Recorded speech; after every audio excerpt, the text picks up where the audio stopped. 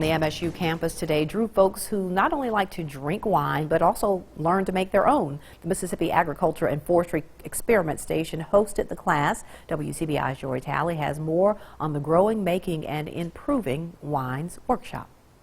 Red, white, sweet, or dry. Most wine drinkers have a favorite. Making wine is like bottling New York City. All different organisms, all different chemicals coming together to make an unpredictable final product. But how do you get that final product? Well, that's what participants are finding out at this wine workshop. How to make the wine, how to prepare the grapes for making the wine, what to measure, what not to measure, when to measure it.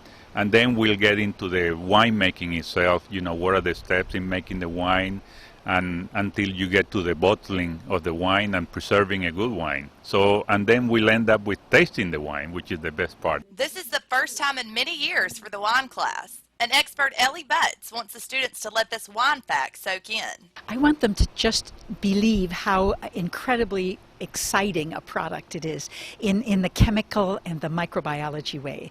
Flavor, wonderful. Food matches, wonderful. But it's just a living system. This winemaker has been making his own wine since he was 12 and has learned a lot over the years about turning grapes into magic. From initially cleaning the grapes, and it could take for like white wines or fruit wines about a year, 6 months.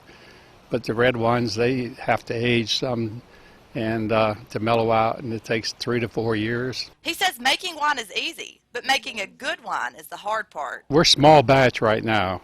The biggest batch we make is about 80 gallons, and the smallest we make is probably 3 gallons. In Starkville, Jory Talley, WCBI News.